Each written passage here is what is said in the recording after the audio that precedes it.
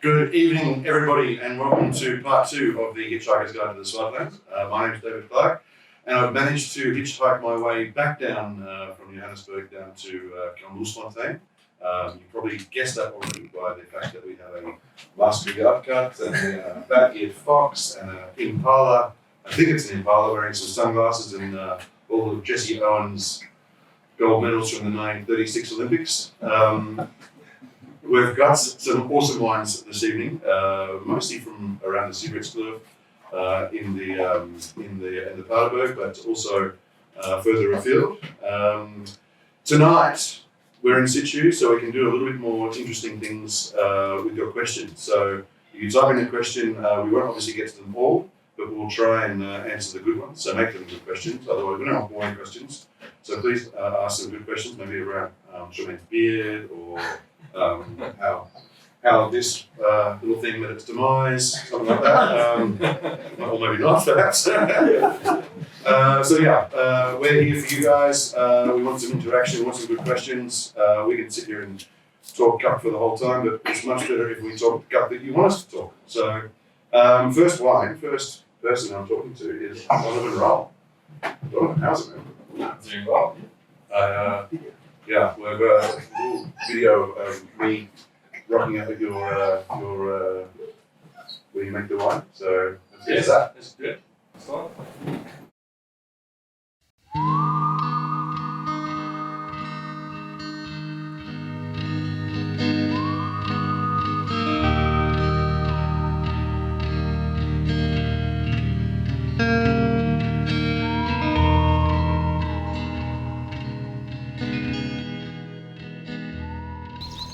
Hey Donovan, David, how are you, mate? on you. Yeah, good, thanks. Yeah. Good to see you. I'm glad I caught you. You're a hard man to find sometimes. Try to keep the low profile. Yeah, I know. Mate, we've got a tasting in November called the Swartland, Hitchhiker's Guide to the Swartland. Okay. I was hoping you could be part of it and put your Swartland wine in. Sounds like a plan. Cool, man. Yeah. Nice one. Can Let's we get grab the a wine. bottle? Let's go. Awesome.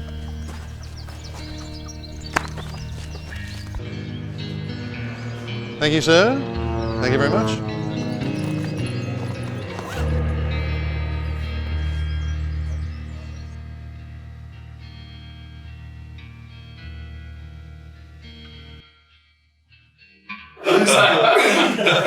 There should be some laser beams coming out of that. How many shots did you take to get that photo? One. Oh, and what were you doing in the dressage circle when I arrived? Just my rounds. All right, Yeah. just 3 or 4 days. keeps you nice and trim. I should try it. What wine have you got bought for us today? Well, this is the first time I've worked with Yellow for 12 years, and it's the first one I've bottled on its own. It's a new vineyard I found. I'm lucky enough to get some grapes from on Paardeberg. And yeah, for the first time I thought let's do something interesting with it, and we just fermented it on the skin for about 7 days. Very first time I attempted the skin ferment. Right, with white wine, obviously. Of course, Yeah. white wine. Yeah. So maybe chat to us about Videla. It's not a variety that's probably a huge amount of people are familiar with. What's its story? I knew nothing about it. I did my first vintage in Swartland in 2005 with Kevin. Okay. And that's the first time I ever tasted it. Oh, right. Yeah. And 2 years on, I started my own little wine project. I phoned Rosa and said, listen, where on earth can I find Videla? Because the acidity is so incredible. It ripens middle of Jan, and sometimes first week of Jan. Oh, right. So you have to be back for First, the yeah. Christmas trip. Exactly. And as a blending component, it's incredible. So, I mean, after Mallow, you have usually acids of 6.5. Mm-hmm. Highest in the syrup. Yeah. And the first roll white had 1 barrel out of the 6 Videla. It's gone up to about 40%. Oh, really? Yeah, nice.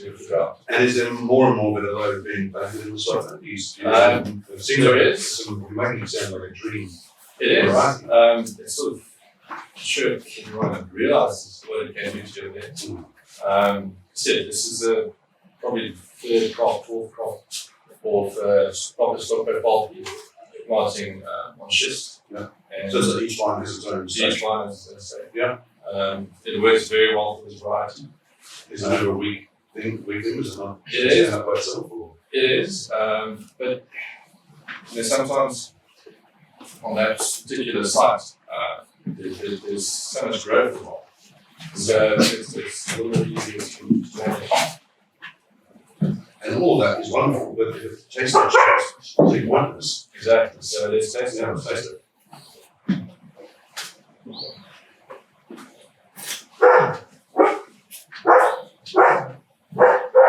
So that's skin ferment. Yeah. It's my version of a skin ferment. It's something you can't. Yeah, it's not sort of hugely skinsy wine, is it? It's not what you call an orange wine. No, I mean, I left it on the skins. I barely touched it. I mean, a little bit of punched out of my hands every day. That's it. Just put the hand box in there and push it out. Exactly. Yeah. Once a day, cover it up. Yeah. And we pressed it also 7 days. They spent 14 months in a 400 litre barrel. Okay. And why the skin contact for vanilla though? Is it because the acidity is so high that you have to sort of mitigate that a little bit? Or? That's one of the reasons. I mean, I've not been tempted to do skin contact on anything else because the acids are so low. I see. Especially in the last couple of years of drought. Mm. So when I found this one, and usually it comes in 8.5. So that's the one thing I actually can do with skin ferment wine. And for a skin ferment wine, it has a really pure fruit profile as well. Sometimes skin contact wines can develop into more textural wines and more wines of nuance and savouriness. When we talk about all these sort of things, it's a real lack of fruit on the new palate. I think. And is vanilla like a usually fruity variety, or is it just your magic touch? No, man. It's quite fruity. It stays very fresh for a long time. I mean, I've missed a pitch in the past where I fixed it in 25 barley and it's still a fresh wine. Perfect. This sounds like a really good variety. So it forgives every error or judgment, and it still comes out. It does. I mean, the wine like myself. The acidity the acidity here is almost like what some people call coated acidities in terms of it doesn't just attack the where the saliva goes. It creates a nice fresh film across the entire palate and really gets you sort of hungry for more wine and food. And it's a very gastronomic wine. Yeah, I mean, it's not, I can pick it that early. I mean, this is like 13.2, 13.3 alcohol. So, I mean, some other things like Shannon's I pick 10.5 for 11. But it has the same freshness. It's just a wine. To me, Modelo is just something that adds a whole lot of freshness, and if you pick it early enough, quite some mineral tones to your wine. Oh, and I see you've made a shit too, 500 bottles. So this is the Raul Modelo 2019. I'm not sure if you can pass it from probably too far away. I apologise. This is the first vintage. The first vintage and 1 barrel. And do people still buy this, or they've just opened their own bottle? I drank half of it. All right. Half of it's gone to Hitchhikers, but Yeah. I'm sure there's a couple of cases still there. Nice one. Thanks, Donovan. Thanks for reading. It's delicious. Cheers. Next, we've got Tremaine Smith from the Blacksmith.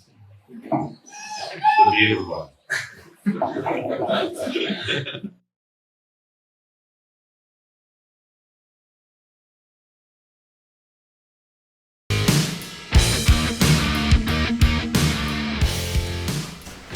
Tremaine, the legend with the beard. How you doing, man? How are you, man? You well? Oh, good. Cool. Good to see you in the Swartland here. Yeah. Nice one. Just making a small batch of wine here with Jasper. Cool. Awesome. Yeah. I have an invitation for you. Awesome. To a tasting we're doing called The Hitchhiker's Guide to the Swartland. Fantastic. Thanks, man. Love a little bit of blacksmith. Yeah, sure. Put in the tasting. There you go. Sorry, there's no label on there. Ooh, brand new. Yeah, brand new. It's Unreleased? Unreleased, yeah. Awesome, man. Helix. Cool. Helix. Thank you, sir. Pleasure, man. Very nice. Take care. It's in November. We'll see you in November. Awesome. Cool. Cheers, man.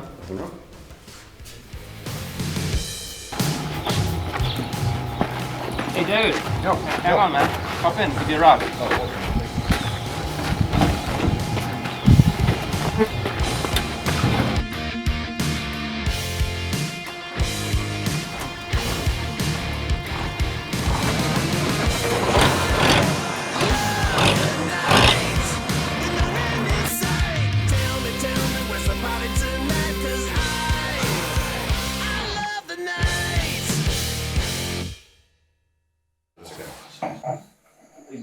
Jermaine Smith, welcome. Good evening.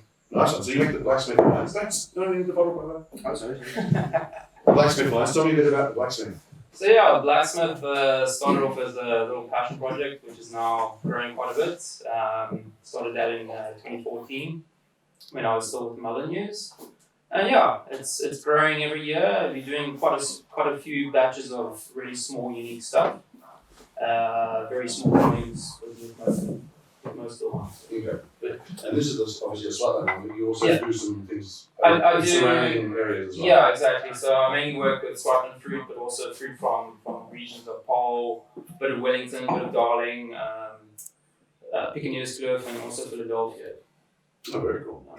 Very cool. And this is the Helix. Yeah, Helix. Is this a relatively new one for you, or? This is new. I've been working with the Semillon with this varietal since 2017 from the Paardeberg from Barkerville Farm, and 2019 decided to bottle on its own. It used to go into white blends, and so from 2019 we've been bottling on its own.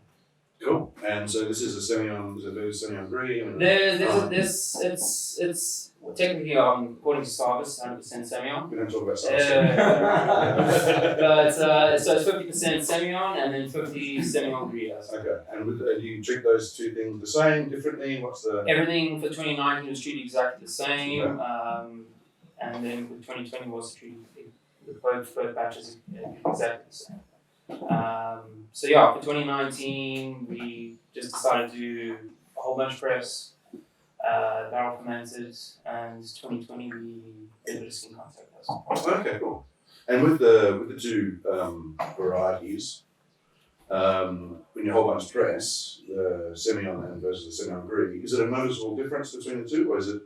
Well, yeah, with Semillon Gris obviously it's got that rusty pink grey skin color. Yeah. But when you press it a whole bunch, there's no real difference in the juice. Obviously, when you're fermenting on the skins, you do get a little more extraction from the skins, and that will give you the color. Yeah. But for 2019, it was just a whole bunch press, so pretty much just was exactly like this. Yeah, very cool. And Semillon is a variety with a super long, very important history in South Africa, isn't it? I mean, a lot of people think that Shen is, has always been the major white variety. But pre-Phylloxera, Semillon was the major variety, full stop. Definitely. So it's been here for a long time. Semillon's a really long history in South Africa. It was brought here with the Cape Dutch settlers. Obviously, majority of plants, it's cool climate areas, Constantia, those type of areas. So it's a bit sort of out of the norm to find it in the Swartland, such a warm region. So its acidity is much lower, obviously. So you pick it earlier then? Picking it earlier to maintain that freshness. Yeah. So this is alcohol of 11 and a half. So Yeah. picking around about 21.8, 22 by. So this is a style of Semillon I'm probably more familiar with, coming from Australia. With the underbelly and so those obviously a very different wine. But there are other Semillons out there that are full ripeness, Exactly. 14.5% alcohol. Yeah. And they're still good wines, but this probably talks more about the diversity of or the flexibility of Semillon as a grape variety. Yeah. It can sort of say a lot of different things in different environments. Yeah, exactly. I mean, Cool. it really sort of mimics its environment, its climatic elements where it's grown in. And so yeah, that's the 2019 Helix. Obviously, the name. I was going to ask you about the name. Yeah. The labels, all my labels are quite graphic. And, But macabre. Yeah. So the Helix, obviously. So we had Jürgen on Wednesday. All the label jokes. I've used it already. I've used them all. My labels are quite hard. Yeah, but obviously the Helix is got to do with the DNA strand and with the mutation of Semillon Gris within the South African climates. That's very cool. So yeah. Yeah, nice one. And so is this the first vintage of this wine? This is the first vintage, 2019. I played it a little bit safe. It's this wine. It falls under a range of wines called A series or alternative wines. So using really minimal amounts of sulfur. I think the freeze 5 on here. and spent 10 months in the barrel, and yeah, everything actually from there. Very cool. And like of Old Farm, I mean, we're sitting next to a person who might be a little bit familiar with it. Yeah, a little bit, yeah. Is it a grape sauce that you've used before? Or Yes, yeah. So I've been getting quite a bit of fruit from Waterfall since sort of around about 2016, 2017. Mm-hmm. I get Semillon, Shannon, or two lots of Shannon. I do a bit of Shannon for Pet Note as well. Cool. Shout out to Francisco. Yeah. And so yeah, it's a farm that I always get quite a bit of my fruit from. Yeah, cool. And what part? Why that farm? What's it add? Yeah, the granitic soils, I really like the freshness, and especially with Semillon in such a warm climatic area, it really, there's still a lot of natural acidity into it. Even though it has quite a low acid, it's only sitting at around about 5, but it still has a good pH, which helps bring out that freshness in the wine. Yeah. And it's in the wines, the grapes from this region, Paardeberg, are always super fresh and vibrant. And there's a lot of energy in the fruit in the wine, so that's why I get most of my Swartland fruit from the Paardeberg. Almost like a laser beam sort of feel to it. Yeah, exactly. Precise and uninterrupted. Yeah, very cool. No, thanks for being here, man. Pleasure. Appreciate it. Are we getting questions? Are we sending questions yet? Come on, guys. Please send some questions. Nice one. And you said the 2020 has some skin contact? 2020 is so we're going to expect a different wine. It's slightly different, just not a lot of skin contact, only 2 days on the skin, so a bit of phenolics, just to bring a bit of more palate weight? Palate weight, exactly, yeah. And I think it worked exceptionally well.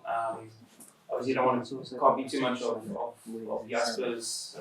He does it with fluent, so I wanted to do something a little bit different. So only 2 days on the skins. It just adds a bit of texture and weight to the No, it's super delicious. It's super primary and full of joy and full of energy. Thanks for bringing it, man. Pleasure. Awesome. Jolene wants to know. We've got a question. Where in the Swartland is Jermaine's cellar? I actually don't have a Swartland in the cellar, so. You don't have selling in the Swartland? Oh yeah. So I'm actually making most of the wines, or my Swartland wines, at Jasper's cellar. And then all the other wines I'm actually making. Which is on Waterfall? It's on Waterfall. It's on the farm where the fruit comes from. Then all the other wines I'm making at Fable Mountain Beans in Bulldog. So this one was made maybe 2 kilometres down the road? Yeah, not too far. Right, like there's the last time, isn't it, in the Aprilskloof? Yeah. The Waterfall, where the water comes in. Yes. Very cool. Well, thank you for the question. Keep them coming, please. Thanks, man. Thanks for coming. Who have we got next? I think we've got the Sardis. We've got David and Nadia Sardi next. That'll be fun. Nice. Yeah. Let's go to them.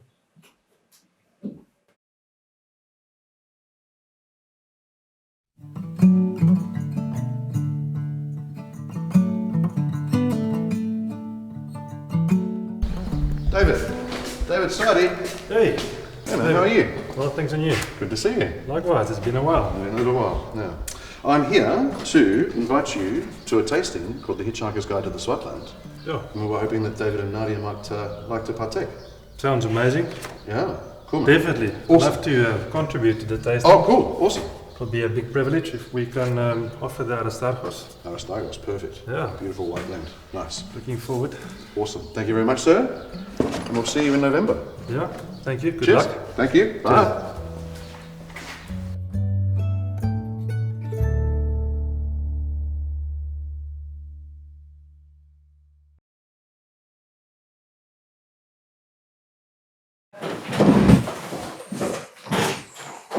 David and Nadia Sardi. Time to it. Thank you for coming to this tasting.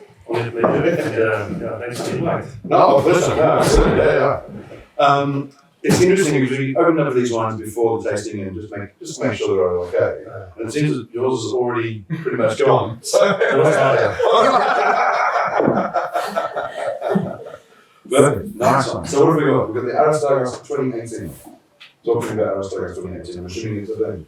Yes, so it's quite a fundamental wine for us. It's actually the first wine we made back in 2010. At that stage, obviously, the Swartland was known for blends. If you look at Sali family and if you look at Barnos, Mother News, everything was focused on blends. So that's why we started with a white and a red blend. And subsequently, obviously, long term, we've also branched out to single varieties. But this blend remains on the white wine side of things, quite the core of our cellar. So it'll be always sugar blonde based, it'll always be Paardeberg fruit driven, and also old vines focused. That's the core principles of this wine. Right. And what are the other varieties apart from Chenin then?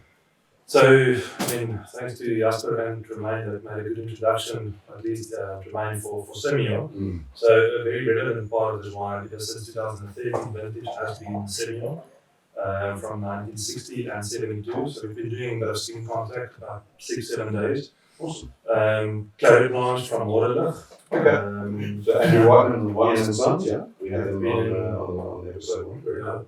So amazing farm, beautiful exposed, granitic soils, that remains the core of this wine.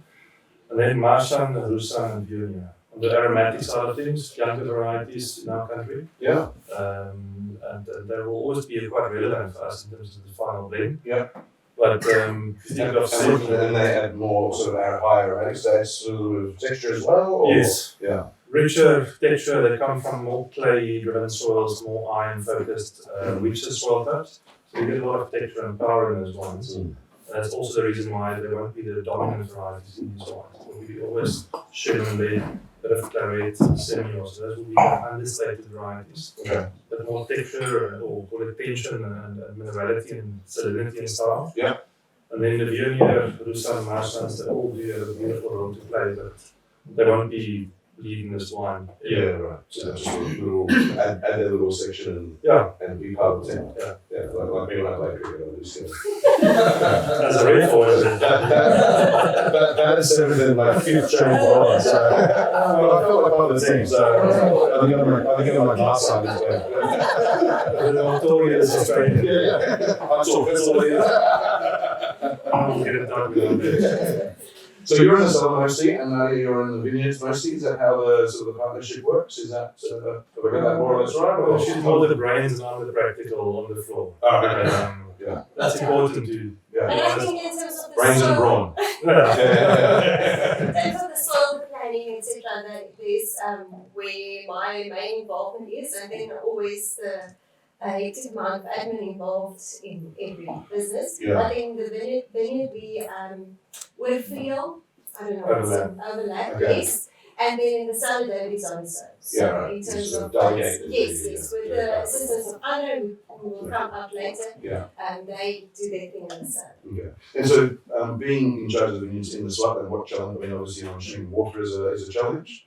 And what else is your main worries? What do you spend most of your time doing in relation to the vineyards? Yeah, I think to a certain extent, you say water is a challenge. Yes, it is, but it's that's outside of our control. So it's not really a challenge. It's not something that we can put any effort in. Yeah. Apart from managing the vineyards to such an extent to preserve the moisture in the soil. Yeah, so that's kind of Yeah,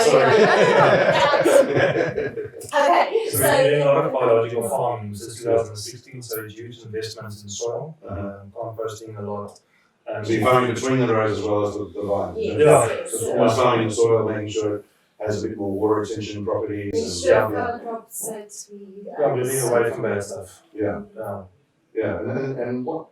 How long a project is that? I'm not that you're going to stop it, but I mean, you can't just go from 0 to 1. I'm assuming you have to sort of warm up and go a little bit each year. And when do you think you'll be farming in a manner of which is the goal? How many years project is that to get up to that? No, I think we Or are is now. it just a constant? Yeah, we are now in year 4 or 5, Yeah. and I think David always has like aims and 40. When Okay. he's 40 years of age, is at the next level. So only 19 years to go then. That's right. But I'm not sure whether we will get there. Alright, I mean, you want to do it properly, Yeah. and then you have to do it step by step, and Yeah. one step at a time. And yeah, I think we're happy with where we are at now, but there's always room for improvement. Oh, very cool. And how many hectares are you sort of looking after at the moment? About 17.5, so it's on Paardeberg. About 17.5. So it could be 17.4. Yeah. Could be 17.6. So neighbouring farm, it's Paardeberg, which is what we lease. Yeah. Since 2013 we've been involved with the farming. Yeah. And then on the Castile side, You've got a tame Donovan Raoul there as well. being around. Doing a few canters in the paddock. So yeah, beautiful old cellar we've restored in 2014. Yeah. So we've moved in 14 and it's been a big privilege to be able to host and also to have under grains in our cellar as well for the last 5 years. It's been a good journey. That's very cool. So Aprilskloof is the one of the cornerstones of your production. You've got a red version of this kind of project. Yes, it's called Aprilskloof. So it's a red blend based on Grenache. Historically, when we actually moved back to the Swartland, and I mean, if you taste around, Syrah remains the most important variety in Swartland. But we chose long-term Grenache. So since 2017, the red blend has been Grenache led, and it's the same with Swartland. It's we repeat Swartland a lot because we rely on that variety. Yeah. And the same with Grenache. So it's Grenache, Syrah, Carignan, Cinsault, and Pinotage. And it's been also one that we've been starting with in 2011. So it's been a core part of our business and wine philosophy since day one. That's very cool. Yeah. Thanks for bringing it, guys. It's delicious. Thank you. Thanks for this wonderful evening. Yeah, nice one. Yeah, cool, man. Who have we got next? We have Andre. Nice. Great. Yeah, cool. Looking forward to Andre. Yeah. We had some quality acting too. This is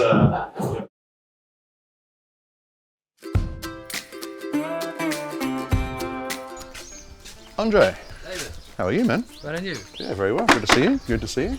Yeah? Nice one. I've got an invitation for you to the Hitchhiker's Guide to the Swartland. It's a tasting we're doing in November. Would City on the Hill like to come along? Yes. Awesome. I would love to do that. Awesome, Thank you. awesome. I've got something for you. Okay, cool. This is the white blend. The White Blend, Yeah. 2018, City on the Hill. Perfect, man. Thank you so much. See you in See you November. there. Okay. All right. Bye.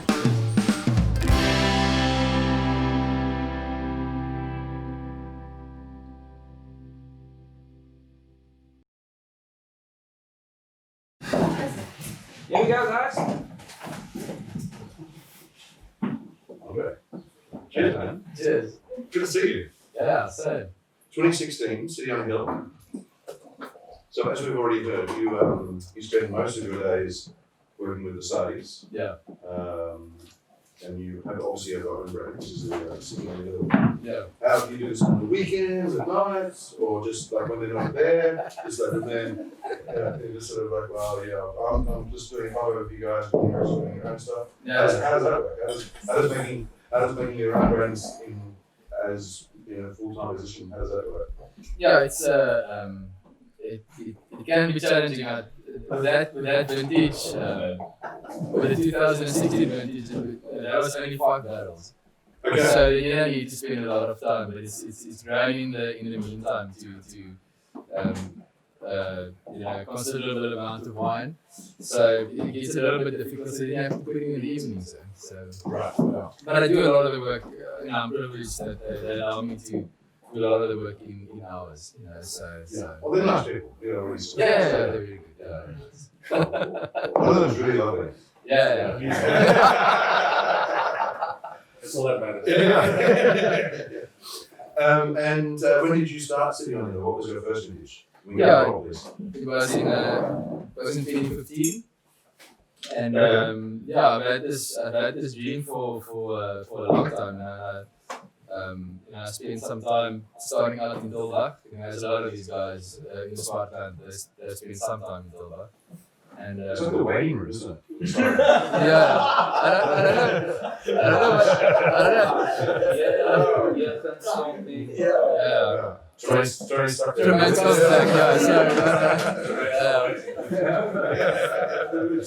so it's like it's a place where I kind of cut my teeth in a certain sense. Yeah. So that's also where David and I met. So he was working at Swartland, I was working at Drake's. Yeah. And and then we we bumped into another in Strathspey. One December holiday, we brought some kills there, and I said, David, I need a place to make my wine. And he said, I need someone for harvest. So matchmaking. yeah, that was in 2016, so I'm still there. So Yeah. that's kind of how it's played out. And yeah, this has been a you know, as Tremaine also said, like a passion project that started out, and yeah, it's grown quite nicely. So in 15, did you start with 1 wine, 2 wines, what was your... The blend was the only one for the first 2 One, years. yeah, It's one blend. Yeah. So this is the first year was Shannon, Rusan and Viognier. Okay. And this is Shannon and Viognier. Okay. Yeah. So Rusan just got lost somewhere. Yeah, we there wasn't back then. There's a little bit more Rusan available in Swartland now, but back then, you know, I was the new guy, so I had to get in line behind some big guys. Yeah. So I just said like I'm not gonna. I'd rather focus on something else. How was it at night? Then no one will stop you. Yeah, that's. We did it at Elsenburg. And so what was it? You said it was a bit of a dream. What was the dream in 14, 15 when you were putting it together in your head? Obviously, you know, manifestation is different. Yeah. But what did you start out? What was the vision, I suppose? Yeah, I didn't know what I was getting into, to be honest. You know, I still remember the first time I drove my first grapes away from it. It was from Paardeberg, where we are based, and you know, I was so stressed that I just hoped that the grapes would stay on the back of the bakkie, you know, that it wouldn't fall off. And I made the first year I made it at a winery in Paarl, 2015. I was just so relieved when we got to the winery and all the grapes were still at the back of the bakkie. So that was the first example. Yeah. You sort of pretty low bar for yourself. Yeah, the one makes it sound like yeah, so but you were dealing with quality fruit, so it just made yourself the wine. Yeah. So you know, this is got this part of the same vineyard. So this wine is part of 3 vineyards forms part of this wine. So the one is from the Paardeberg farm, and the other one is a farm just how can I say it's west of the N7, and the vineyard is 2 Shannon vineyards. Sort of Abbotsdale area. Or, Abbotsdale area. Yeah. And then the vineyard comes from the neighbouring farm from Orangery. Okay, nice. Yeah, and so it's 92% Shannon, 8% vineyard. What does the 8% Viognier do? It actually does a lot. Yeah, okay. It's a pretty powerful variety, isn't it? It is. This one, although it's only at 12.5% alcohol, it's the I think it's the lowest alcohol that I've made this wine in. But you know, I think it's from all the wines, it's the one that's aging the best. The vineyard does give a little bit of texture and aromatics. Yeah. That's why we've got a lot of aromatic varieties in Swartland that works quite well for us. So, sort of like Roni varieties that have this sort of beautiful perfume and character to them. Exactly. Awesome. And so you now make more than just the white and the red blend. You've gone into different areas. Yeah. So the range is now. Completed famous last words, but it's 6 wines. It's 6 wines now. Just the 6, yeah. And so it's I do a Muscat, Alexandri, dry style Muscat. Awesome. And then the white Chenin. So you're back. That's fine. Yeah. So and then on the reds do a Tinta Barocca, a red blend, and the Syrah. Cool. Yeah. Awesome. And so how do you, I mean, obviously you're in the cellar, you're working day to day with David and Nadia's wines and with your wines. Is there a significant difference in your approach, or is it really just the fruit sources that are different, or how do you see that? I'd say our philosophy regarding winemaking is the same. Yeah. You start out with good fruit. And then make it better. And then try to make it better. But yeah, in terms of winemaking, there's not really much, you know, it's David's tank, my tank, David's tank, David's tank, David's tank, David's tank. but you know, we treat the wines the same. Yeah. So the origin of the vineyard's setting makes a difference in the end, and the varieties that we don't use the same varieties. Yeah, right. Okay. Yeah, and I'm sure there's a bit of osmosis going on. So Definitely, you pick up stuff from them, and they pick up stuff from you, and then there's this sort of bit of collaboration and sort of synergy going on. Yeah, definitely. But the wines don't obviously taste the same, but there is a sort of a sense of familiarity, I suppose, to the wines. Yeah. They're both wines with weight, with great power, but not heaviness. Good precision. This is a 2016. 2016 is, has sort of disappeared in history over the last few years. Obviously, with 15 being a great vintage, 17 being a great vintage, 18 being a curious vintage with some fucking amazing wine. Oh, sorry, very good, amazing wines. And 19 and 20 look good at this early stage. So 16 has somewhat been not spoken about that much. Yeah. But this one's really fresh, really. What do you put that down to? I mean, I don't think it's the beyond yet. I wouldn't have thought, but maybe I'm wrong. No, if you had to say 3 years ago that this wine would age well, I would have maybe said maybe the 15 would age a bit better. But I was surprised because it was a little bit of a difficult vintage. Yeah, we've actually got a question about the how 16 if it was a really tough vintage and like that. So yeah, we still had some good rain the previous year. Yeah. But this was probably the first year or two of the drought that we could see some effect of that. Yeah. But otherwise, what is that? When you say we see some effect, what are you seeing in the vineyard or in the wines when you say that? no, it's a variety of things. We haven't. I don't think we saw any viticultural effect because we had a little bit of some reserves from 2 years rain and so on. Yeah. If you look at, I thought that 19 in 19 the vineyards probably looked at its worst. Oh really? Yeah. But in 16 it was still fine. But it was hot and we had a little bit of a heat wave in 16 I think in the beginning. So You've sold all the 19s already, yeah? yeah, it's out there. Yeah. So,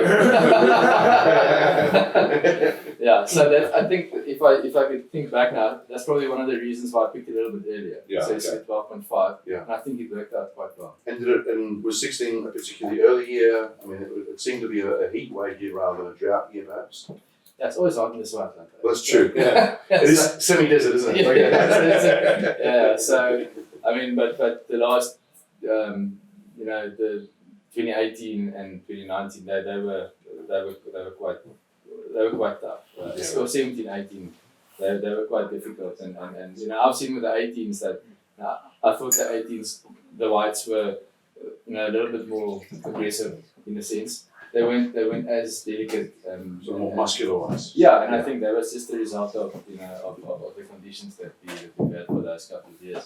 Cool, man. Well, thank you for bringing this wine. It was delicious. And it's nice to try something with a bit of age as well. Yeah. It's very cool. And it puts other things into context. And yeah, thanks, man. Cheers. Cool. Good to see you. Yeah. Nice one. Cheers. We have to find Artie. There's someone else.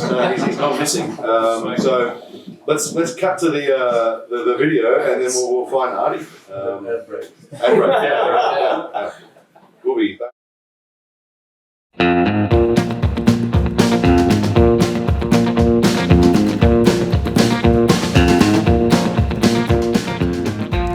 Artie. Hey man, how are you?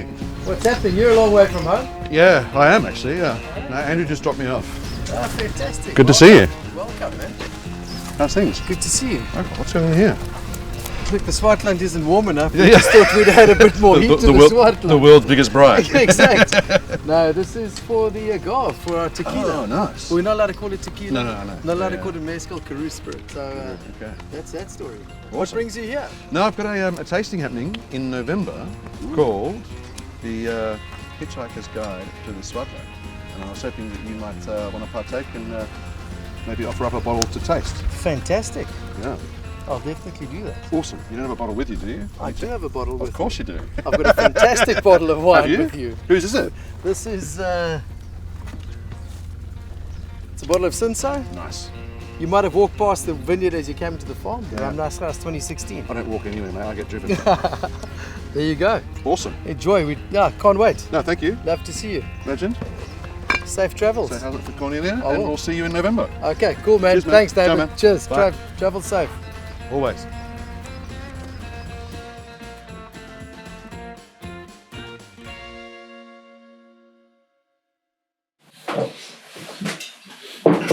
Artie Badenbos, welcome to Kalmoesfontien. it's nice to see an animal in their natural environment. Yeah. No, thanks for coming. Yeah, no, cool. No, pleasure. No, absolutely. It was a bit of an arduous journey from Johannesburg over the last 2 days, but had a quick step off at Bloemfontein. What a wonderful city. What a metropolis. Amazing place. Bloemfontein. Very good friend of mine was born in Bethlehem. Well, not Jesus, but Kali. Yeah. Free State. Yeah. One of those is more powerful than the other, I think. Yeah. I'll say no more. What one do we have? We don't have the 16, do we? I think you are reading the label upside down. So it looks 16 here. Exactly. So I think we got the 19, haven't we? Because of course we've sold out of the 16. No more 16. No, absolutely. Yeah. So Sinso. So this is the 2019 Mas Gras Sinso. Yeah. So grass I know, only like grass. Yeah. What's Ramnas? Ramnas is a weed that grows in the vineyard. Okay. It's weed like organic. Yeah, right. I hope you're spraying your organic sprays today with all the rain around. You're going to spray tomorrow morning. Perfect. Yeah. We'll fix it up. We just want to get that carbon footprint really high. We'll fix it up in place. Yeah, perfect.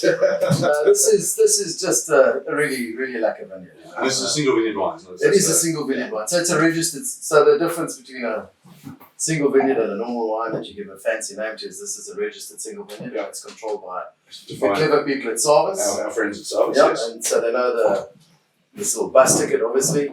If you look that thing up on the Sarvis website, you can even find out that the newest dog's name is Steen. Yes. That goes into a lot of detail. Mm-hmm. But more importantly, when the vineyard is planted and they control the wine, once the wine is made, they do a sample, and then when you bottle, they compare it and make sure it's the same thing. Yeah, nice. So there's no sort of counterfeiting. Yeah. happening. That's We'll chat about that later. We'll get into that in depth a bit later.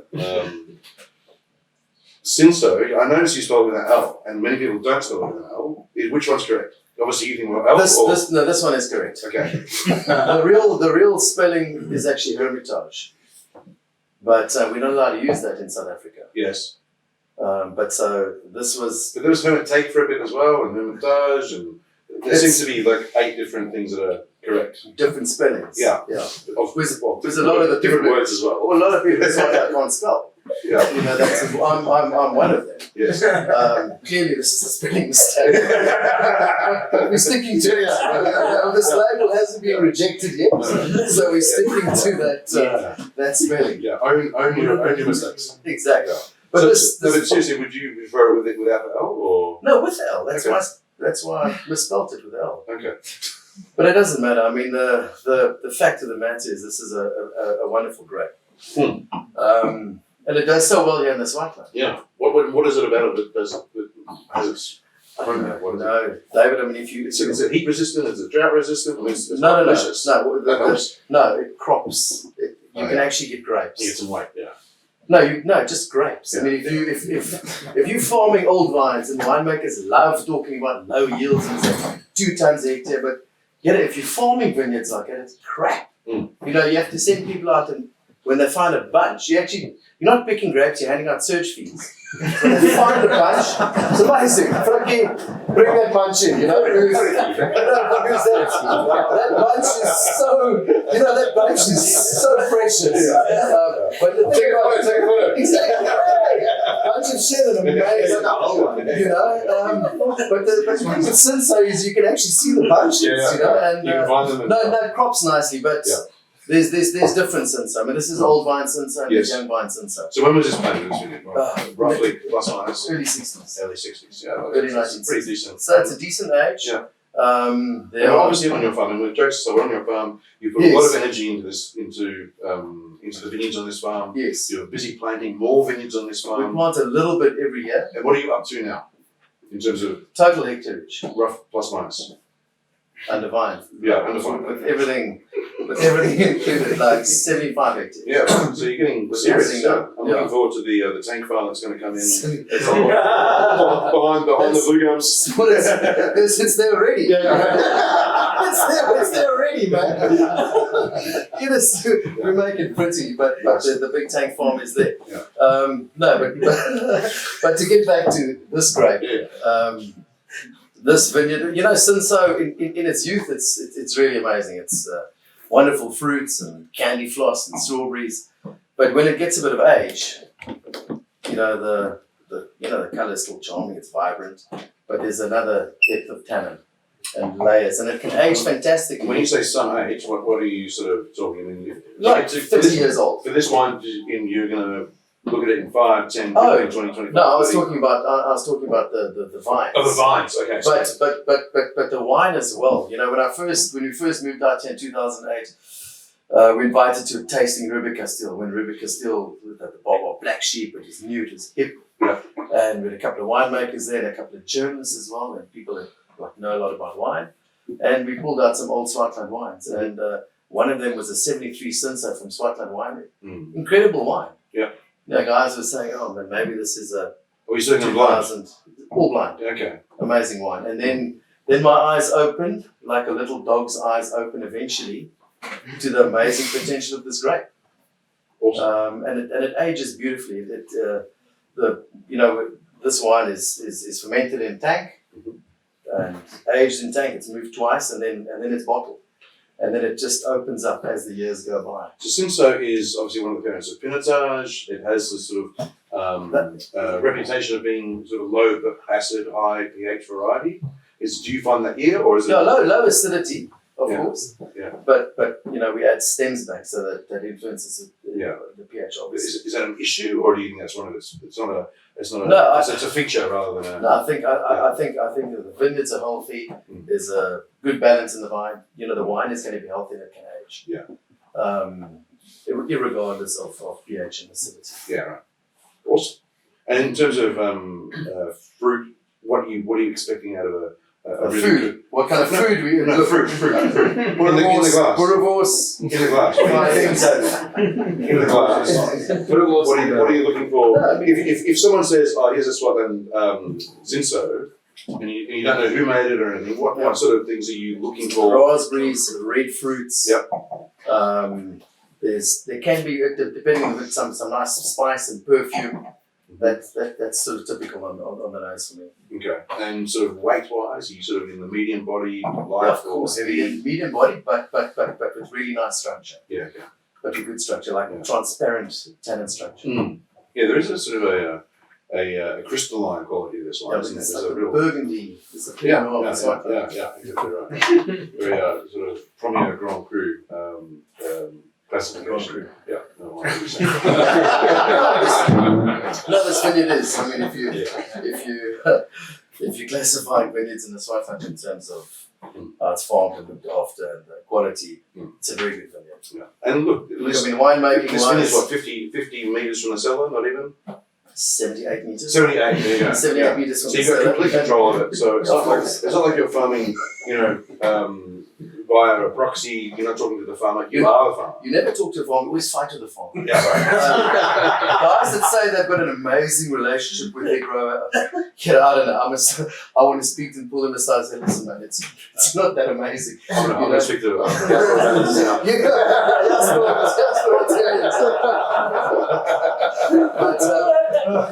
But so the venue is right here, of course, Yeah. and But I mean, that must have an impact on the quality of the wine in terms of you're there, you can see what's happening with it. And if you need to make a decision on where to pick or Yes. then it's it certainly does. I mean, we in this vineyard every day before harvest, just checking, and it's one of the latest vineyards that we pick. Mhm. and what are you waiting for there? Is it just a late ripener or No, we're waiting for just some alcohol. some space in the No, we're waiting to ripen? We're searching for sugar. Yeah, right, okay. Yeah. Have you guys not seen the documentary? Yeah. Searching for sugar. No, this is an old virus vineyard, so it takes a long time to build up Okay. sugar. So we pick it, it's right about 12% alcohol, 12.5%. But it's still got gravity. I don't know what like. It's not weighty, but it has real presence. No, on the I- colour. So it's one of my favourite vineyards. We're sitting here having a good time because why not? But it's a serious one. I certainly concur. Concur. So this label here. That's a fancy word for agree. Sorry, we're sitting with a bunch of brewery here that don't understand this fancy word. I'm trying to ignore them mostly. Most of them speak English in self-defense. Yeah. I'm going to grab a dictionary behind me. Just grab a dictionary. So you make other wines under this label, don't you? We do. Yeah, so you got to So this is our single vineyard range. Yeah. And very stupidly, we've bottled many different single vineyards. A couple of Shannons, different Cinsaults, Grenache. But I think in a decade from now, we'll just be producing one wine. Everyone says that, but then they come out with two more wines every year. No, we're going to do it. I've heard this story. I've been in this country 7 years. I've heard this story over and over again, and not one person has reduced their wines they make. Everyone's increased them. The problem is, you don't have to tell the story about every single vineyard. Right. I'm getting like tired now. My throat, I'm getting old and I'm grey. My throat is failing me. Let's just do it here, mate. So you want to Good, but I want to just tell one story. Yeah, fair enough. Eventually. Delegation is a powerful tool. And I love delegation. Yeah. It's an amazing We've got a question. Aged Cinsault, how is it different from in the glass? What does it taste like? How is it different from young Cinsault? So, look, I mean, that 73 obviously was not the same wine. No, not the same wine, but I mean, it still had an amazing fruit on the palate. Yeah. Amazing fruit. So was it Look, the wine making? identifiable as Cinsault, you think? No, clearly. Yeah. But it was, look, in those days they made wine quite differently in Swartland. They made Cinsault. They were the first guys to have the heat extraction, thermo flash. Yeah. So that's how they made those wines in the beginning. Yeah. So they heat it up for a couple of hours, bring it down. Yeah. But the fruit was Bit amazing. of pasteurisation. And Cinsaults at age, they seem to retain that amazing freshness of fruit. There's no acidity, of course. Yeah. That becomes really soft, but incredible fruit in the mid palate. There's this tension between the tannin and the fruit, because the fruit, as you say, is so red and sort of crunchy, and there's this sort of quite primary tannin that creates this sort of tension that sort of has the appearance or the illusion of acid, that freshness. It sort of acts as acid almost. Well, I think that's also a lot to do with the swirls here. Okay. These granite swirls. Yeah. I mean, most of you know that I'm a bit of like an academic dwarf. Chemistry and stuff like that. I didn't know you were academic. I went to. I studied at a pseudo-academic institution, but the one thing that's very clear is that all these other guys have got 50 degrees. Just got a joke.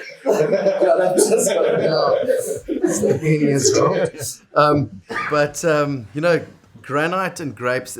Granite enables for me the wine to really translate the varietal.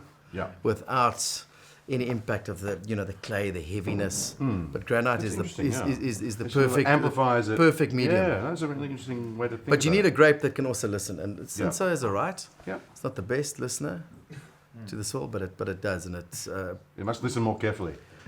No, it can't because it's Cinsault. Grenache. It's permanently. Grenache. That's such a well-behaved grape. That thing listens, Cinsault's still got a bit of personality. So this vineyard, what size is it? 5,417 vines. Right. Yeah, Nice. with a few younger vines interplanted. Yes. I think it's mostly Cinsault, but we don't know. There's a bit of Grenache as well. We'll ask our friends at Sarvis. They'll tell us. And there's funny enough, there's some like weird vines in here that are as yet unidentified. Funnily enough, on Kalmoesfontien, Yeah. there's something weird going on. Who would have thunk it? No, but seriously, we found like vineyards and vines growing here, and I've sent it to the guys with the thick glasses, the academics, and there's a fancy word for a guy, Aprilskloof, that guy, and they come back, they say they've got no idea what this thing is. So there's like weird stuff in this vineyard. Coming up, or well, it's called a pitstock, which is a vine that's grown from a seed. Oh, okay. But it's got anyway. There's a few of them. Oh. So that's yet another project for Arie Baardenhorst. No. You don't have anything else going on at the moment, do you? I'm gonna start taking Ritalin just to like focus on that one. Just get one thing done, you know. Yeah. That's my You need focus. an eye patch like a pirate just to Do something like that. Just to stop it. No, but just an amazing vineyard. I mean, it's one of the first vineyards you see when you're driving on the farm, and you just get a sense when you walk into that vineyard, without being too poetic or spiritual, but it's an amazing vineyard just to walk in there. Perfect balance, beautiful vines. And it's a pleasure to make this wine. And it's a pleasure. Even more a pleasure to drink it. Yeah, but it's just And it's always very humbling with these wines, with people, you know, that drink them all over the world and they say, amazing. But it's just grapes that are fermented. Really, it's just a lekker vineyard. Well, thanks for having us all at Kalmoesfontien. We appreciate it, and thank you for bringing the wine. Well, it was here. No, but you bought it from the cellar. I bought it from the cellar. I tried, though. I kicked it out. No, lekker, man. Cheers. And then now, after Artie, we have just down the road, we have Jasper Wickens, who used to be here, didn't he? He was here for since he was a little boy. Yeah. He still is quite little. I took Jasper out of the gutters, found him lying there, and gave him a roof. Kel's Riviera. Kel's Riviera. That's like the KFC. but he's going to show you some amazing wine. Oh, the Duke can make wine, that's for sure. He can make some juice. Cool, let's get to Jasper.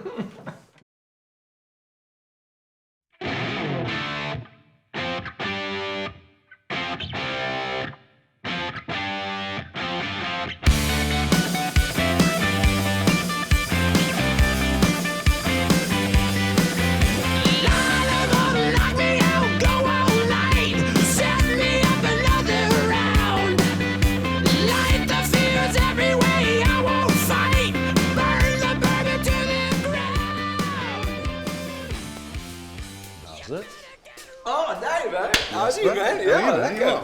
Good to see you. Good, likewise, eh? What's up? Busy, hard at work here? Oh, fuck, man. I'm just going. I have to see what's going on sometimes, eh? Mate, I'm here to invite you to a tasting called The Hitchhiker's Guide to the Swartland. Awesome. Yeah. And I was hoping that JC Wickens could partake. Oh, yeah, I can obviously free up my schedule for you. Yeah, it's in November though. Oh, lekker. Listen, you want to take a bottle of wine? I'd love to. Thank you, man. I hope this one's not too dodgy for you. Oh, nice. No. It's a Cinso Grenache Tinta Barocca. Nice, 2019. Nice and fresh and nice and young. Oh, awesome. Okay. Awesome, man. Yeah. I'll see you in November. Oh, awesome. Yeah, let's Nice go. one. Hey, you want to ride, eh? I'm actually going. Awesome. Yeah. Thank you. Let's go.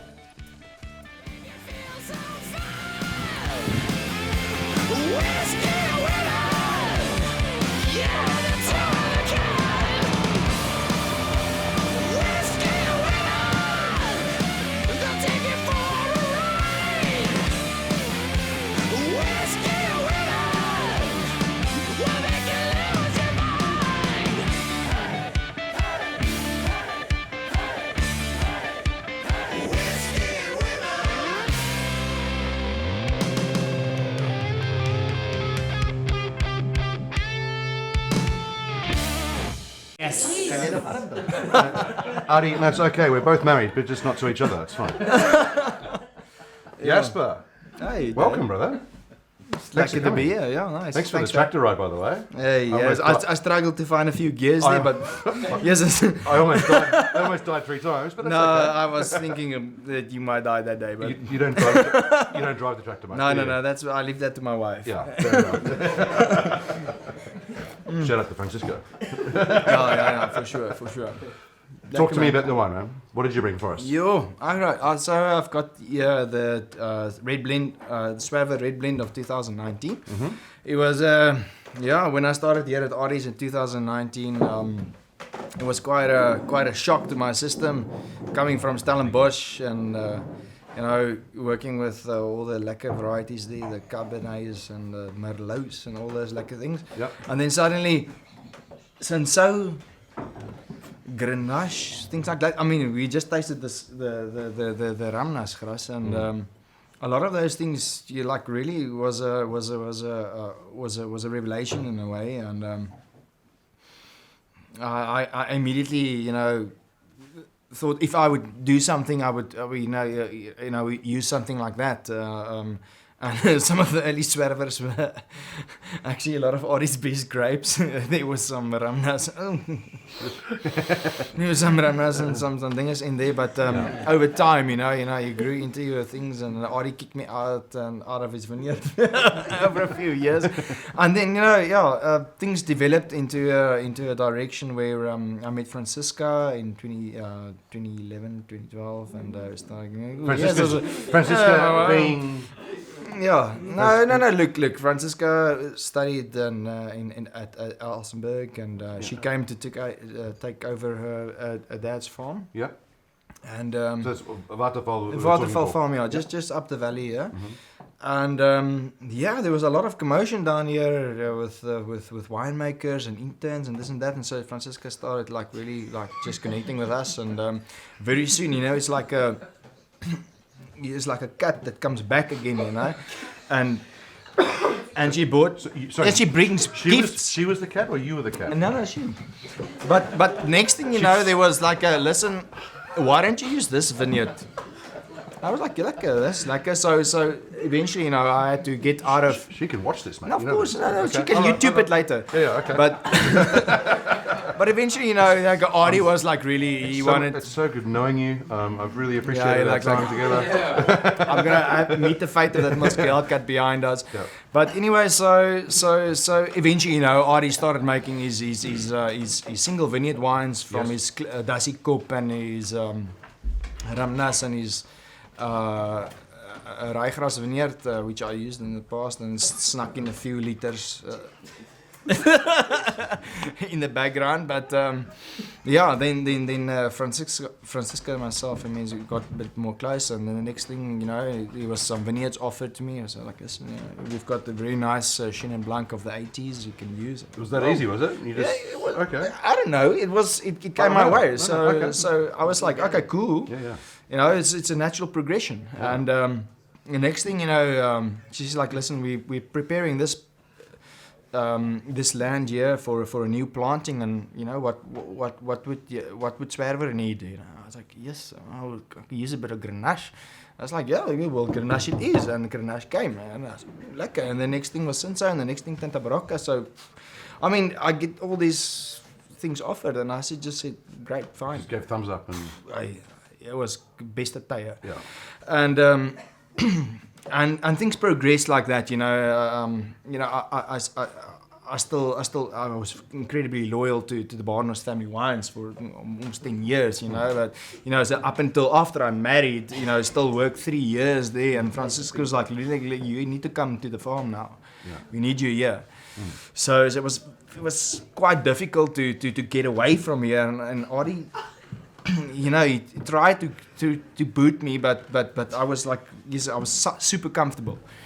And next thing what Francisca did is like she prepared my cellar for me. She just renovated a cellar from it's one of the oldest cellars in this Paardeberg. Yeah. It's the Waterval farm is quite a historic farm. That farm and Lambertshoek and Orangerie was one of the first, and it dates back over 100 years, and they just renovated it, and I was like, well, and Waterval's now got Kalmoesfontien as well. Yeah. Look, the Aprilskloof used to be the Schreiberkloof. Yeah. And you used to be a Wickens. Used to be, yeah.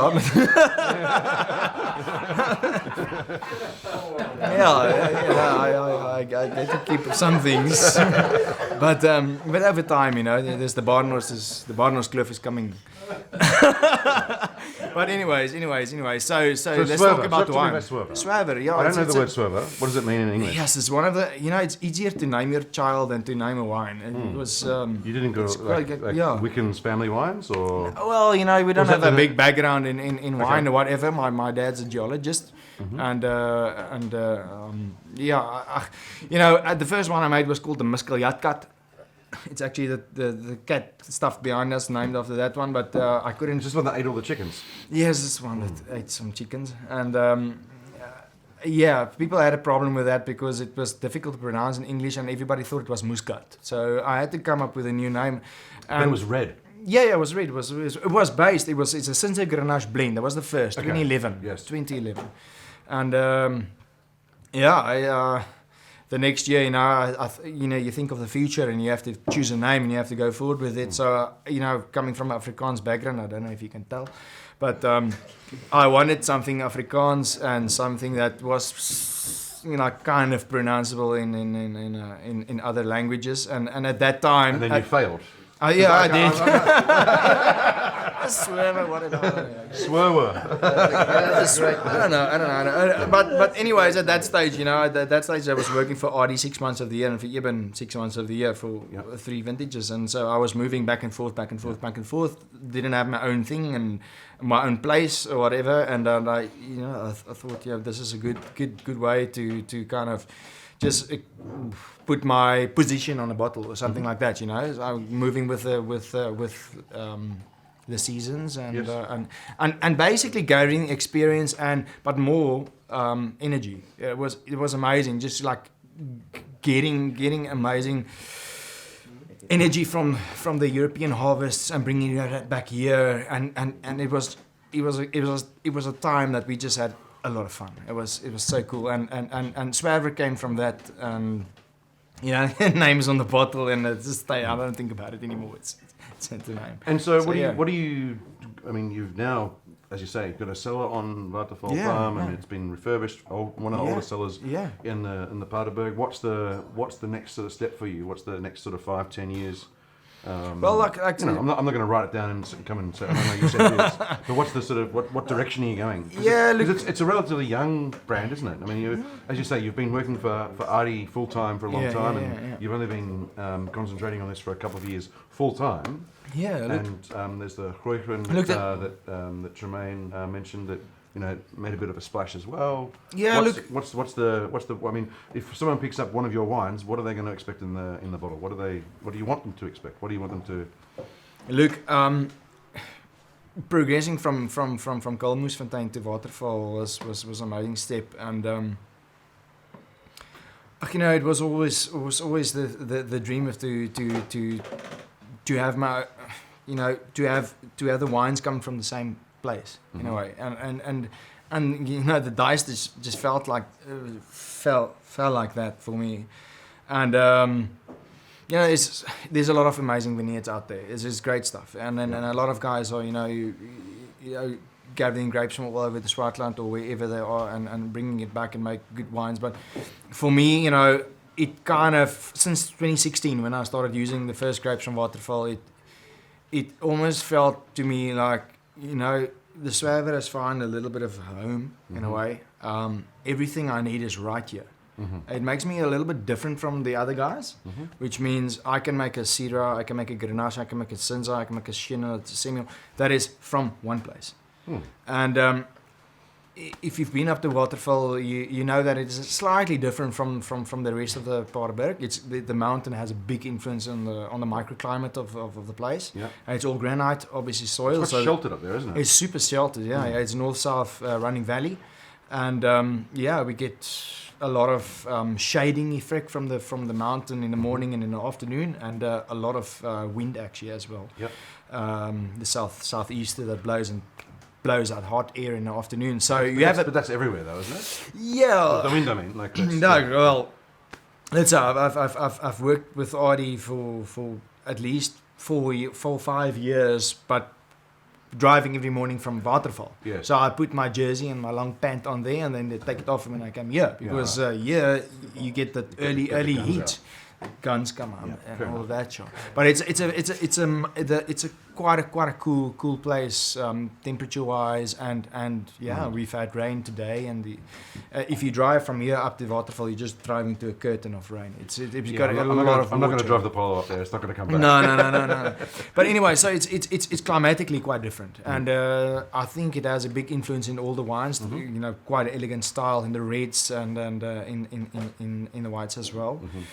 But coming back to this wine, I mean, Cinza Grenache for me was always, something that like completely stumped me when I came here. It's like, wow, it's completely different. The aromatics, the effortlessness of the palate, of the elegance of it, and that subtle kind of power of the wine. So we've heard about Cinza, we've heard about Grenache. Maybe a little bit about Cinza Barocca. I had a question about Cinza Barocca. No, sure. The 2019, I'm every year I'm so it surprised me every year how much this wine changed in a question of 4 or 5 months, because Senso is just playing the first fiddle. He's just right in front of the band for the first couple of months. It's So just, what percentage of the Senso? the Senso is normally about 50%. The Grenache normally somewhere 40-45%, and I try to get something like 10% to 15% of Tinta Brocca in there. Okay. It used to be. We heard Eben talk about Tinta Brocca on Wednesday. Yeah. And he said every single word that you can talk about Tinta Brocca. But what's your take on it? On Tinta. Yeah. And why is it in there? Look, what does it do? What does it help you do? Tinta just gives this wine so much more dimension. It's amazing. I've used 2 different vineyards. This is the only grapes that I get in that's not grown on Waterval or Kalmoesfontien. We have planted our own Tinta, so in future we will have our own Tinta. So it's Langkloof, either Langkloof or the incredible vineyard of Kalmoesfontien. I mean, this is Audie's single vineyard, and for me, hands down, one of the best red vineyards out there. And it's quite emotional for me. That Tinta Brocca vineyard is just incredible, but it gives such an effortless underlying power to the wine. Yeah. You know, it's this. So like a bass note. Yeah, no, for sure. I mean, you have all the aromatic and all the elegance from Senso and Grenache itself, and the Tinta just give this wine at this stage of the development of the wine. It just gives you the extra depth, extra grit. Bit of John Bonham in Led Zeppelin. That sort Exactly. You need that. You need that base for sure. So it was for me. For sure, the one cultivar that complemented the other 2. And since I Grenache Tinta Brocca, historically a little bit more of the traditional grapes of the Swartland, I decided to take Syrah out of the blend in 2016 and make it play, its own game. And so super happy. This wine should be drinkable, super tasty. I mean, I think Barocca gives it the Tinta Brocca, sorry, not the Barocca, but the Tinta Brocca gives it a nice sort of, as you say, like it gives it a nice bit of tactile presence on the wine. Because Senso and Grenache, lovely wines, but they can, on occasion, be quite easygoing. Super easygoing, for sure. It's not easygoing at all. No, not at all. There's a bit of contrast. No, there's a lot of contrast, and it just gives that bit of gravitas to the wine. Yeah. For sure. Awesome, man. Well, thanks for being here. Lekker. Good to hear your stories. For sure. Say hi to Francisca for me. I will. Yeah. We have Peter Carstens from the Ivanhoe next for his Grenache Noir. Slow clap for Peter Carstens.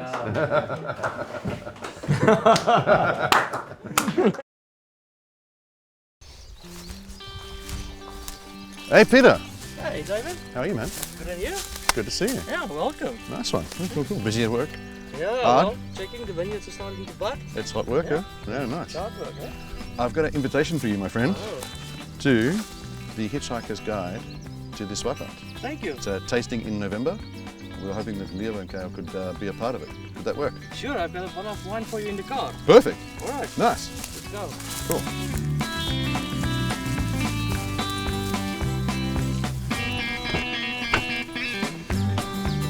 There you go. Awesome, man. That is sensational. Bit of Grenache 2016 from Leo and Kale. Yes. Thank you, sir. Enjoy. Come on. Yeah. Okay. Awesome. Grab a lift. Cool. Thank you.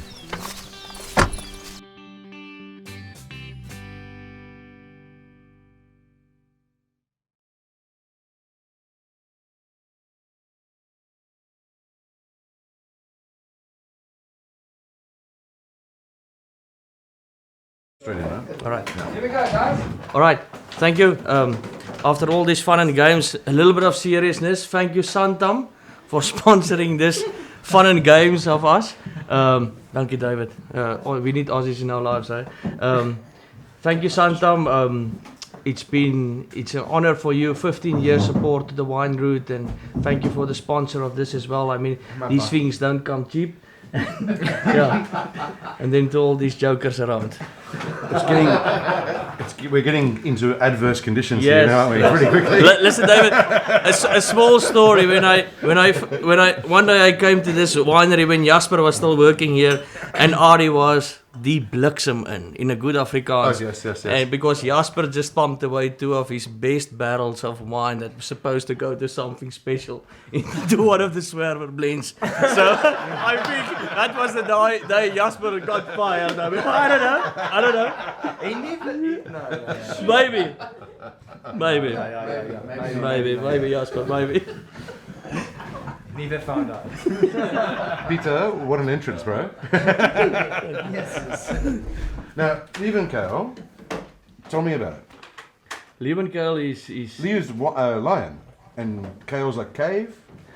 Kuil is like a Den? hiding place or a lower lying area or a den. Yeah, so it's a lion's den. Yeah, I mean, before the Aussies came here, before the Brits came here, we were honoured to have the Dutch here. Well, without the Gumtrees, you had to sleep in a lion's den because you couldn't build any houses. Yes, I mean, so we had a few problems. So Liebenkuil was literally one of the farms in the southern part of the Swartland, and it was where the N1 of the old days ran, and this is before the British and the Dutch arrived. And the Aprilskloof tunnel was not built yet because we needed the Italian prisoners of war to come and build the tunnel. A lot of them had to die.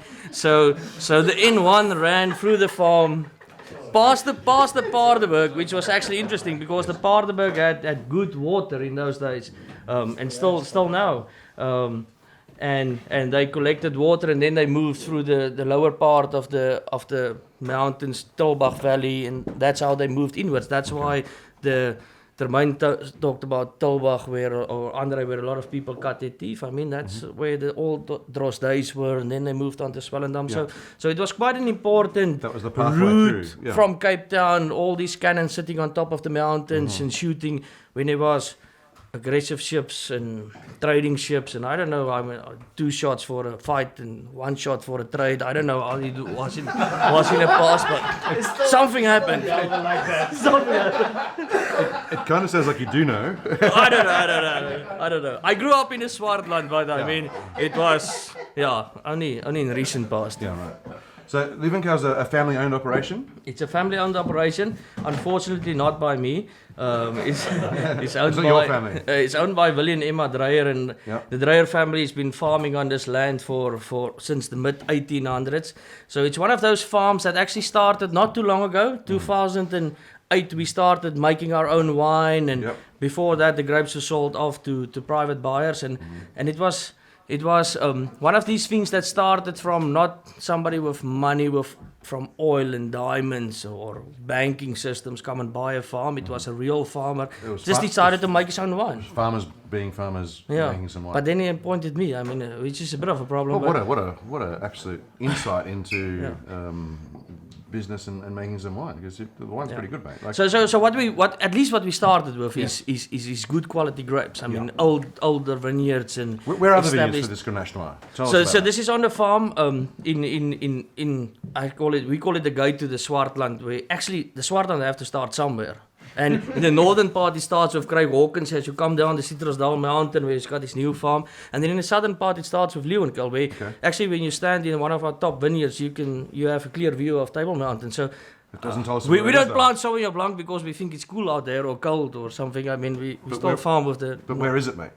It's sort of in the triangle between Paarl, Malmesbury, Durbanville, in that area. Okay. For Paardeberg, just it's boundary for Paardeberg. Yeah. Nice. And what sort of, are you still, so the Paardeberg's is well known to be sort of decomposed granite or granite and decomposed. So is that for Paardeberg we start with one sort of farm which is actually wine of origin for Paardeberg, which is a lot of those kind of soils. Yeah. And then it moves into heavier clay the moment you get into that sort of valley.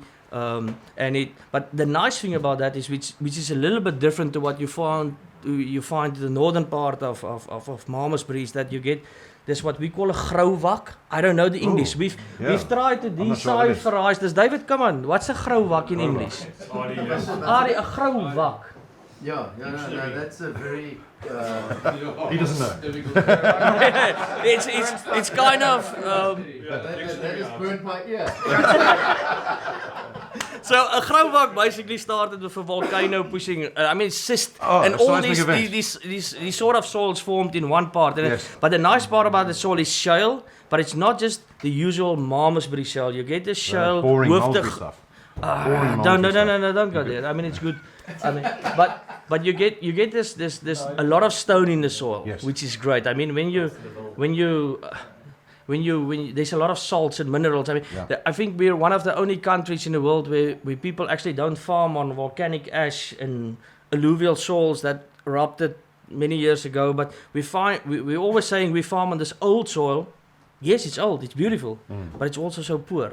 Yes. And all those minerals and stuff has been washed down. Yeah. And that's why when you get to the granites of the Swartland and the schist of the Riebeek Valley, you find these amazing soils that produce amazing wines. Because it's been exposed. Yes. I see. And that's excellent. I mean, that's excellent for making wine. And Where so how we does go, no pun intended, but when you go to Rosseville, I mean, you find alluvial soils, but it's poor. It's good for growing vegetables and plants, but it's not. It doesn't have that salty, minerally influence that actually makes for great wines. Yeah. So it's not on and winemaking. It's not on the edge of being viable. Is that what you're saying? So that viability, the being edge on viable, you have to the grapes have to struggle a little bit at least, I just think salt and pepper or minerals is like salt and pepper in food. I mean, you can produce food and you can produce bulk masses of it, but if you don't add the right spices, which these soils give us, you don't make a wine that is super tasty and super salty, which actually gives you a sense of sweetness into food. I mean, when you talk to a chef and he says, "Why are you adding salt?" He said, "Add salt because it gives flavor, but also it gives sweetness to a wine." And that is, I think, what the Swartland is actually setting the area apart from the rest of the industry is that salty influence we find in our soil. Interesting. Yeah, that sort of minerality, that sort of. Yeah. I mean, maybe chat to us about the Grenache Noir. Is that I mean, we talked about Grenache being a variety very suited to the Swartland. Is this a new wine for you guys, or is it? It's an absolute bitch. I started work. We actually wanted to know what happened to the dog as well. So No. It's I started working with this grape when my first harvest in Citrusdal from the Pickeneers Mountain. We had two vineyards of Grenache that came into the cellar, and the one guy harvested like 25 tons, and the other guy harvested 50 tons. And the winemaker in charge told me we need to make a Grenache rosé, so go and draw off some juice from the 50-ton tank. And I started drawing off juice from the 25-ton tank because I got a bit confused between the tanks. And we ended up making a wine that's so concentrated. And that's where I first, by default, started working with Grenache. But when from the Kalmoesfontien, lovely, from this area, I just know it's a great grape to work with. It needs a bit of age in the vineyard. Yeah, right.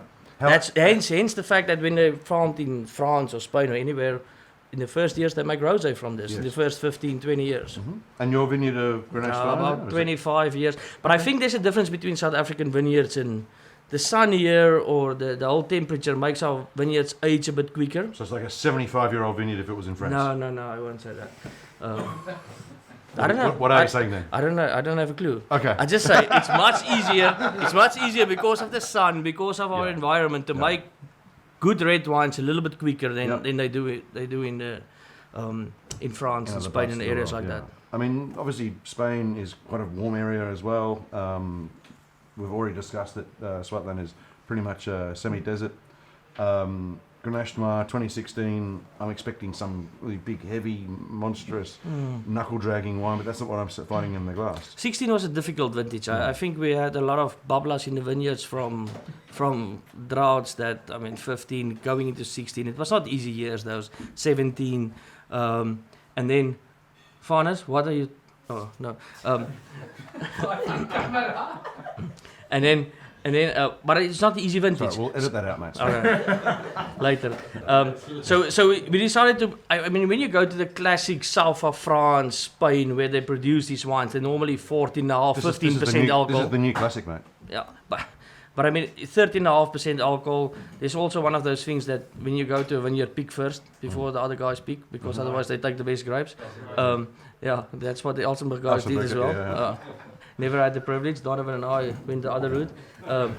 But we... is that why they all get the headlamps? I don't know. Become baby Jesus. Yeah. So 13.5%. The problem with picking that low, if you go back to the classic wines, we had a tasting the other day that the Swartland Independence did with Rudebergs stretching back to the 60s, 40s, with lower alcohol. Those wines take longer to develop. I mean, this wine, 16, when first 2 years it was practically undrinkable.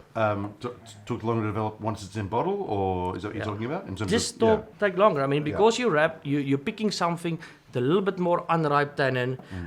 You go to the south of France. Classically, wines like these have 15.5% alcohol. They're big, they're bold. These wines are also big, but they're big in a different way. Yeah. No, big in flavour and they've got some nice structure to them as well. Yeah. There's a nice, as you say, that salinity which really helps. Grenache is a variety that can have that sort of very exuberant fruit and juiciness. Yeah. And without that sort of savouriness, it can, a bit of muffin. It looks a little bit like us. Yeah. But it's not the easy grape to work with, eh? Yeah. It's got this huge tannin. It doesn't have a lot of tannin, but it's got a huge tannin. It's got a big tannin that if you work this thing like Cabernet Sauvignon, you burn your fingers. Yeah. This is not Cabernet Sauvignon. This is something you leave on the skins. It's like almost when your oma makes some tea for you, and she doesn't stir the tea bag too much. She let it draw. That's Grenache. And you can put stems back to add some freshness back into the wine, or give a little bit of linearity to the wine. But if you work this monster, it will. I mean, you will take a few years. And the thing is, we don't want to put this in a new small oak barrel, trying to give it a tertiary flavor coming from somewhere in the middle of France or in Hungary or wherever these barrels come from. I mean, this was all made in old big foederers, like the way we used to make wine many years ago, and they still do in the south of France and in many of the great parts of Spain. Yeah. Peter, it's been wonderful, mate. It's been explosive. It's been emotional. I've cried. I've laughed. I had to do something because I'm in a graveyard shift at the end. I mean, this is. And I'm so afraid that the internet will go off again. No. The Artie pays his bills. We're fine. Is it? Yes, so if all the other 6 guys are entrees, you're the main course. No, well, thank you for bringing it. It's a delightful wine, and 2016. It's still super fresh. It's still super primary. It's drinking really well. Thank you. Thanks, man. Thank you. Bye. Cheers. What's left to say? 7 more delicious wines out of the Swartland. So thank you very much for joining us. Questions? Next week we're coming from the Riebeek, I believe, on Wednesday and Friday again. Do we have any more questions, Ansel? Artie's got a question. No. You should type it in. Yeah. Did you use the Wi-Fi? Wi-Fi is used up. Yeah. Tune the sound so these questions are proper. Oh, we got proper questions? Questions. Okay. And then let's swing it like this. Oh, okay. Do Q&A. Yeah. Okay, cool. Quick. Let's do it. So, Artie, what's the future of the Swartland? I mean, it's come so far. I mean, the first revolution was what, 2010? 2010. That's 10 years ago. A shitload has happened. Not even a lot. A shitload has happened in 10 years. What's the next 10 years look from your point of view? Obviously, you're got a focus on this property. But you are one of the founding fathers, or seem to be one of the founding fathers. You look like a founding father. No. Listen, I feel like a founding father. You know, I had physio this morning in my shoulder. I actually fell off a barrel, and it was bad. So if we're sitting down around this table in 10 years' time. No, but I think we've tasted just some of the wines tonight, and I think it's Donovan tasting, something like Videla.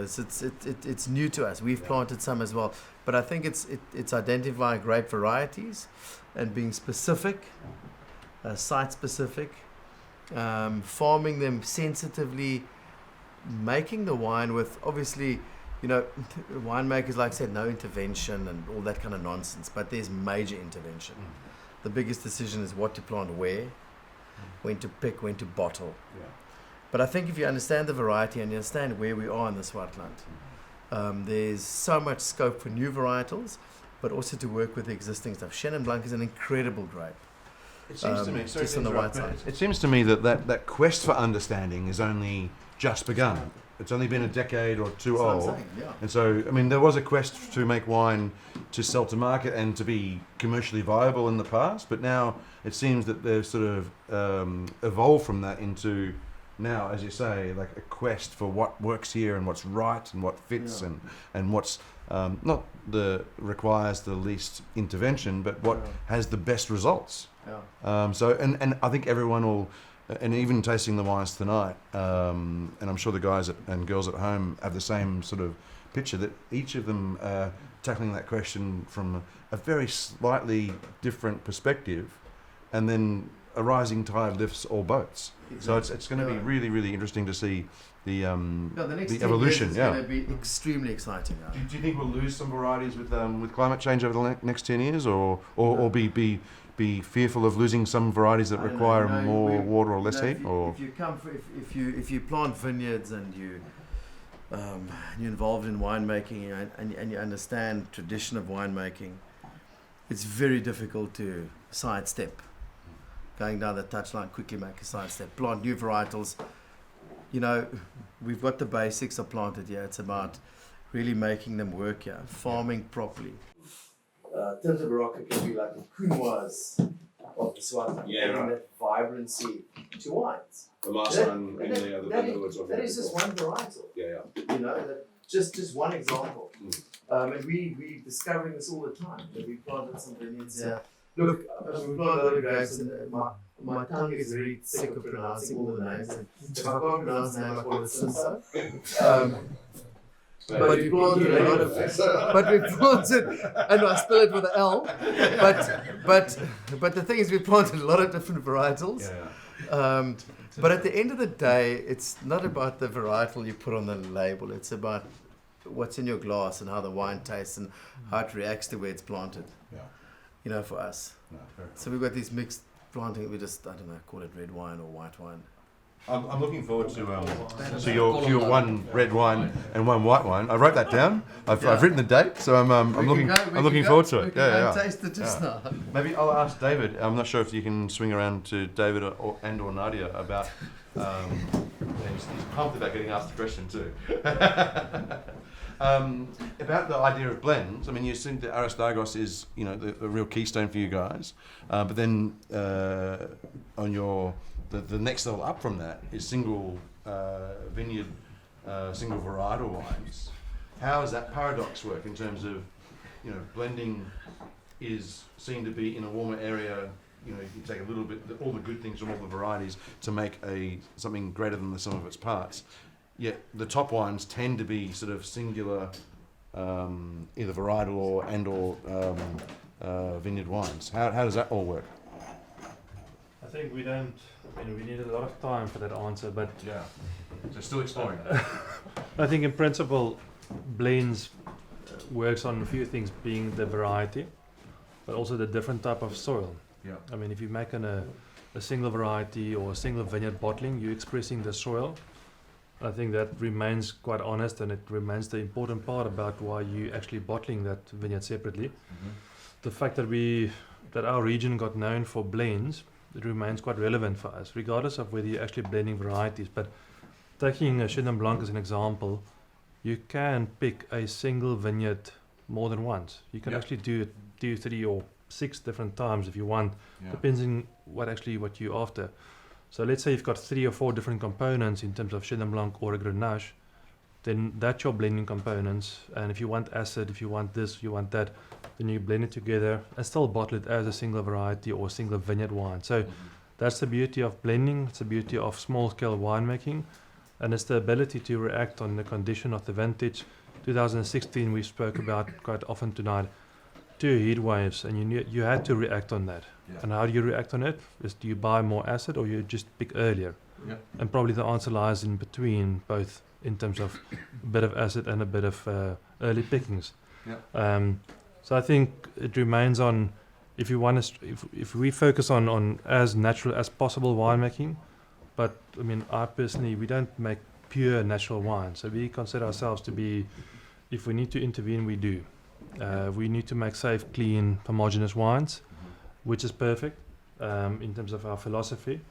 Our options comes from the vineyard, so multiple pickings, having different components, different acids, different pH levels. That's the core of the Swartland for me personally. Okay, cool. Yeah. That was a very succinct answer. I was expecting something much quicker, but that's awesome. No. It was like a bit of a masterclass. I've also got a question without notice, because we're in the Paardeberg. We're right in the centre of things here. We're all here for the Swartland wine route and Swartland olive and wine route. Is there a push for Paardeberg to become its own ward? I mean, you talk about it being quite independent and quite unique, but then, or not? Is it pointless? Is it what are we thinking? Sorry, what is the question? Are we going to confuse people more or not? I think we shouldn't confuse people more. I think we in the Swartland, and you've been hitchhiking around here. You've tasted many wines, and you can see clearly, just in the wines we've had tonight, that the soils and the wines vary within a kilometre of each other. 500 meters. Just on our farm, the soils vary within block to block. Yes. But then you're making the case for having no WOs at all then. No, but I think Swartland is important. Okay. The spirit of the Swartland. I mean, it's a gears rather than... No, but the gears is very important. Yeah. The wine is, but for me, what is extremely important is the gears in the Swartland. The people here, the generosity, the way we share, the way we live. That's for me very important. I mean, we make wines. We all make different wines. We've got different philosophies. We've got different farms, different soils, different approaches. It's very, when people say they want to box Swartland in this little pigeonhole or that little pigeon. I don't like pigeons, but you catch I love parrots. I do love a pigeon. Okay, I love a pigeon. Okay, but I love a fancy pigeon. And a rabbit as well. Anyway, I didn't know what I was trying to say. Welcome to the Pigeon 2020.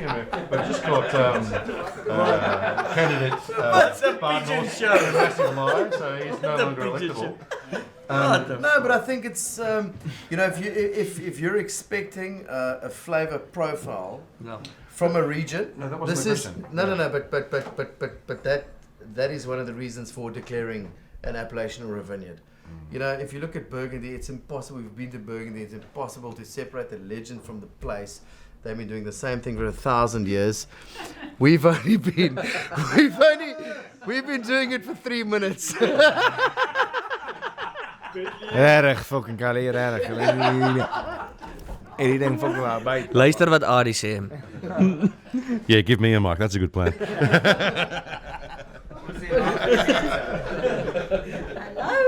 Hallo Kali, hallo. Kali is eers volgende ding. Welcome to Kali. Hallo.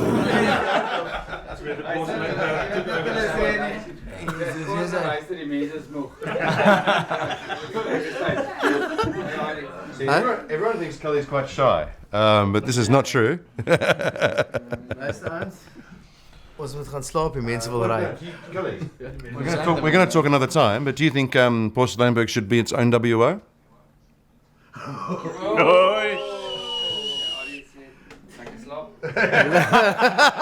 Lekker slaap julle. Cheers. Cheers manne, cheers. Lekker slaap. This is deteriorating quite rapidly. Should we wrap this up or yeah?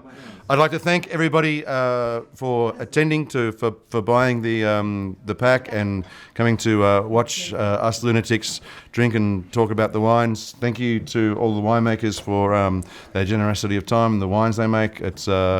It's culturally important. It's really important in terms of pushing the wine industry forward in South Africa.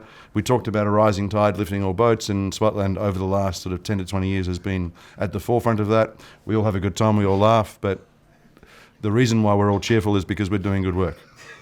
From 702 Radio 702. Come on, you look like a presenter. Well, I am the presenter, you did.